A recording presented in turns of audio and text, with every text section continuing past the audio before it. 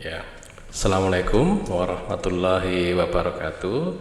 Kembali kita masih membahas tentang permasalahan interferon ya. Kali ini setelah kemarin kita membahas tentang interferon secara umum, interferon tipe 1 ya.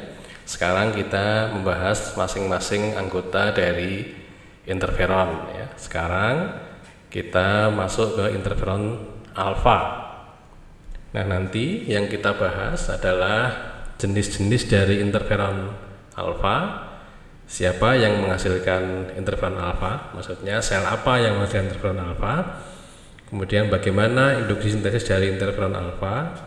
Kemudian fungsi serta mekanisme evasi dari patogen terhadap interferon alfa. Jadi bagaimana patogen itu menghindari respon dari interferon alfa ya.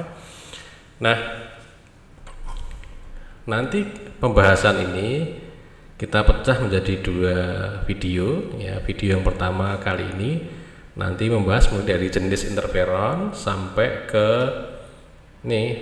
fungsi interferon yang apoptosis dan antiproliferatif ya. Yang berikutnya sampai dengan mekanisme evasi patogen akan kita bahas tersendiri di pekan depan dengan tujuan agar tidak terlalu panjang ya. Nah, kita mulai dulu. Jadi jenis interferon alfa ya. Jadi jika kita lihat lebih jauh, maka anggota dari interferon alfa itu ada 13 jenis ya.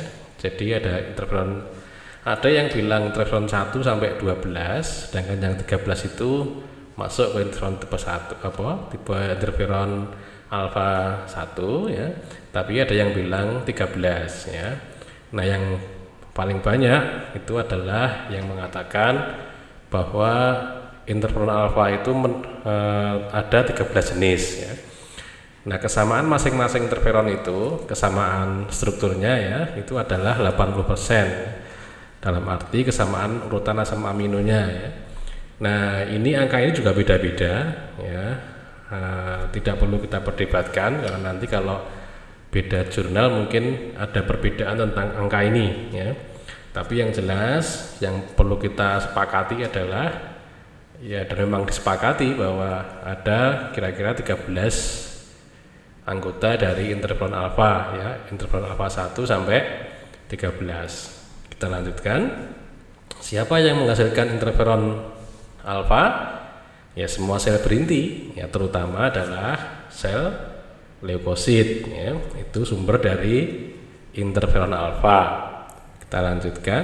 Bagaimana induksinya? Ya, seperti yang kemarin, induksi sintesis interferon alfa itu bisa tergantung toll-like reseptor atau TLR dependent dan bisa tidak tergantung dengan toll-like reseptor, artinya toll free.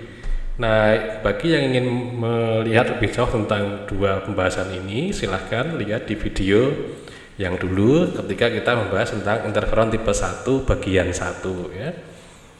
Nah, kita lanjutkan saja ya. Untuk fungsi dari interferon alfa itu macam-macam.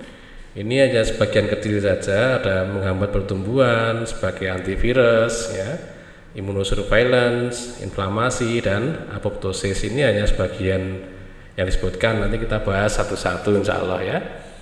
Nah, kita mulai dulu fungsi interferon dalam hal inflamasi ya. Jadi ceritanya begini, jadi kalau ada interferon alfa berikatan dengan IFNAR 1 dan IFNAR 2 ya, nanti dia akan memanggil janus kinase ya, mengaktifkan janus kinase sehingga stat 1 stat 2 nya terfosforilasi ya. Nah, stat 1 stat 2 nanti bisa membentuk homodimer maupun heterodimer ya, kemudian masuk ke inti sel.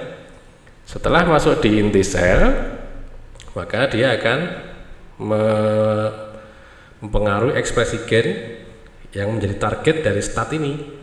Nah, sebagai contoh di sini adalah ketika kita bicara tentang inflamasi, ternyata gen targetnya itu adalah gen-gen yang menjadi segala hal yang terkait dengan inflamasi. Ya, misalnya interleukin yang proinflamasi dan seterusnya, ya, sehingga terjadi inflamasi, ya. Tetapi inflamasi itu juga berlebihan, maka interferon itu juga bisa menginduksi antiinflamasi, ya. Nanti kita bahas lagi di pekan depan ketika kita membahas tentang fungsi dari imunomodulator, ya. Nah, jadi dalam hal inflamasi, interferon itu bisa berperan ganda, ya. Yang pertama, di awal-awal itu dia berperan sebagai pembentuk atau pemicu pembentukan protein-protein yang proinflamasi, sedangkan di akhir-akhir inflamasi, maka interferon tipe 1 yang dalam hal ini adalah interferon alfa, maka dia justru memicu ekspresi gen dari protein-protein yang antiinflamasi. Nah, itu yang terkait dengan inflamasi. Kita lanjutkan. Ini fungsi interferon dalam hal antiproliferatif, ya, yang menghambat pembelahan sel. Nah, ceritanya ketika interferon alfa berikatan dengan IFNAR1, IFNAR2 yang merupakan reseptor dari interferon alfa, maka biasa janus kinase kemudian dia akan memfosforilasi STAT5. STAT5-nya nanti bisa berikatan dengan CRKL, ya. Kompleks STAT5 CRKL masuk ke inti sel untuk mempengaruhi ekspresi gen sehingga dihasilkan protein, ya. Demikian juga STAT1 yang terfosforilasi, maka dia bisa membentuk homodimer STAT1, sama nanti bisa mempengaruhi ekspresi gen. Nah, JAK janus kinase juga bisa memicu pembentukan ISGF, ya. STAT1, STAT2 dan IRF9, ya. Sehingga nanti masuk inti sel mempengaruhi ekspresi gen. Hasilnya protein. Nah, protein-protein yang dari hasil ini, CRKL, STAT1 dan ISGF ini nanti merupakan protein-protein yang mengatur proliferasi, ya, sehingga justru akan terjadi penghambatan untuk pembelahan sel, ya. Itu ceritanya. Nah, kita lanjutkan. Sekarang fungsi interferon alfa dalam memicu apoptosis. Nah, ceritanya begini. Ketika interferon terbentuk, ya, maka interferon itu akan mempengaruhi peningkatan ekspresi dan peningkatan ikatan antara DET reseptor dengan DET ligand. Ya, DET reseptor itu misalnya Fas, Tril. Kalau ligandnya bisa Fas ligand, bisa Tril. Ya, kalau ini DET reseptor itu Tril reseptor, ya.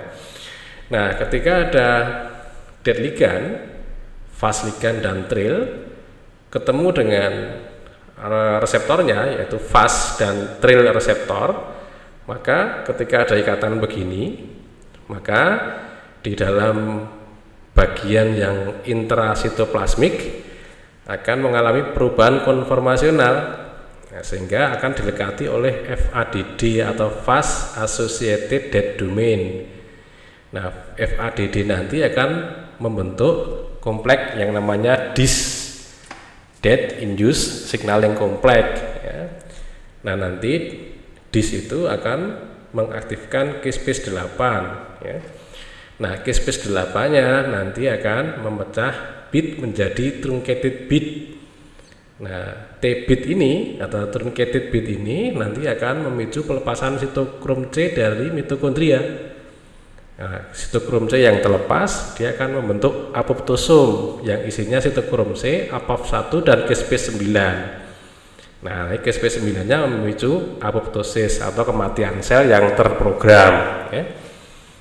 Selain itu, Caspase-8 yang aktif tadi akan mengaktifkan Caspase-3. Caspase-3-nya akan mengaktifkan Caspase-6. Caspase-6-nya menimbulkan pengecilan dari sel yang nanti akan bisa membantu pembentukan atau pemicu membantu apoptosis, ya. Selain itu, Caspase-3 nanti dia akan menghambat PARP ini. Ya, kalau ini dihambat maka tidak bisa terjadi DNA repair.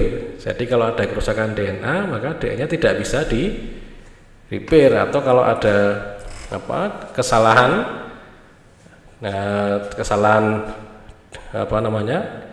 replikasi, ya maka tidak bisa di repair, ya. Nah, caspase 3 nanti juga melepaskan caspase activated deoksiribonuklease dari inhibitor CAD, ya. Kalau dia terlepas maka CAD-nya masuk ke dalam inti sel. Karena dia sifatnya deoksiribonuklease, berarti kan enzim, ya. Nah, nanti dia akan memecah DNA. Nah, DNA terpecah, kemudian terjadi kondensasi kromatin. Ya, terjadilah apoptosis atau kematian sel yang diprogram, ya. Nah, saya kira itu dulu. Untuk fungsi-fungsi yang lain nanti kita sampaikan di pekan yang akan datang. Terima kasih. Assalamualaikum warahmatullahi wabarakatuh.